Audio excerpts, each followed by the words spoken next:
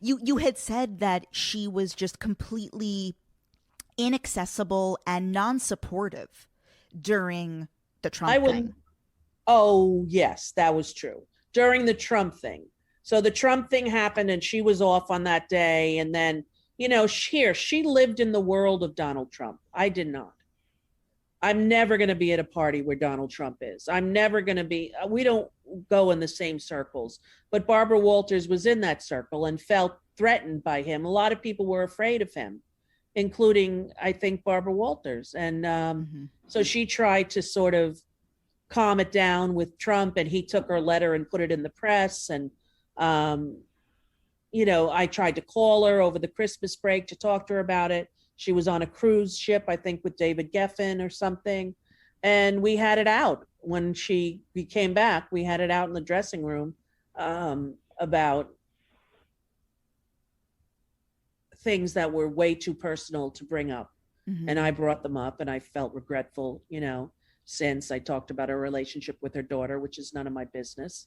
And, you know, put her on the spot. And Bill Getty was so upset, everybody was upset. And we came out and did the show that day, though. Mm-hmm. There was a show that we all four did.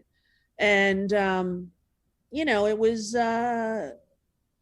a rocky place that we were in, but we got through it. And, have seen each other since. And she's up there now, and she deserves respect, and she deserves to be honored for all that her work has been. And, I don't want to be someone coming down on her, but it was rocky between she and I. We knew each other before The View, because Cindy Berger is my publicist, and is Barbara's as well. Mm-hmm. So there were a lot of times that Cindy would take Barbara out to dinner and I would go with them. And we would go to shows, we would go, so we had sort of a relationship before we did The View. You've talked about how there's an amazing Watch What Happens Live after show that you did with Joy Behar, and it's truly one of the most entertaining little 15-minute clips. And in there, you're talking about just how dysfunctional The View is backstage. Just you can't talk about anything. Apparently, people are in, staffers are in relationships with other staffers. You cannot acknowledge anything, even when it's right in your face. So it was right in my face. I saw a little boy run up to a man and hugged him. And I said to the mother, "I didn't know you were with so-and-so." And the mother looked horrified and said, "What are you talking about?"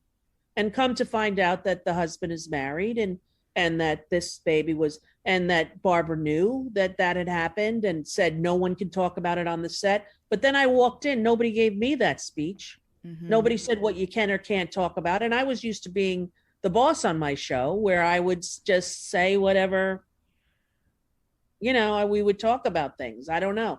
It was very much, and she had Bill Getty, who I don't think is very pro-feminist, pro-women.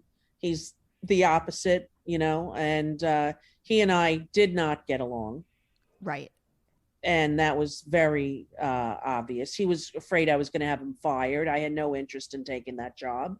I just wanted it to be a better show, Joy Behar has talked about the fact that she kept a diary during your first run on the show.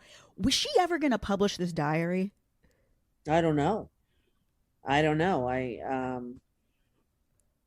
It's got to be amazing. Yeah, I guess, if people are still interested. Oh, they are. Trust. It's a long time ago. No, trust me. Rosie, people want to know. We want Joy Behar's diary. Have you heard what happened on the View, on the talk? Sharon Osbourne, it's pulled off the air. I know. It's on hiatus. I wonder if it'll come back. I know. Actually, on the subject of Bill Getty, is it true that he would feed Elisabeth Hasselbeck counterpoints, conservative talking points and counterpoints to your statements in her ear? Like he would feed her? I don't know, but I know he did it every single day. He would go into her dressing room and talk to her about what the Republican talking points were for that day. So how I came to do it was I would get the Republican talking points and I would look so I would be prepared on what she was going to say. But she's an interesting person. I tried no matter what to love her. I took her kids to Sesame Street, and I took her to her first Broadway show, and she, I don't really know what she's about. Mm-hmm. I said on something that I had a crush on her, but it was not a sexualized crush. It was just like a girl crush. Like, she was the MVP of a Division I softball team. That was impressive to me. Right. And it also let me know she'd been around a lot of lesbians before. Uh-huh. Right. Which is just statistical. Right. So I thought, she had biceps. She was fit. She was on season 2 of Survivor.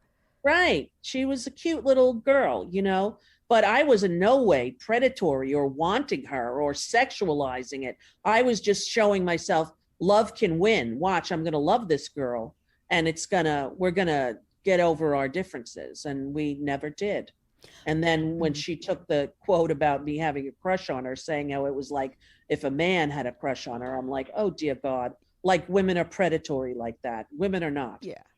That was not the intent, nor the way she took it. And she knows it, which is the bottom line. She knows it, Currently, present day on The View, Meghan McCain calls herself the only conservative voice in mainstream media and regularly refers to herself as a punching bag.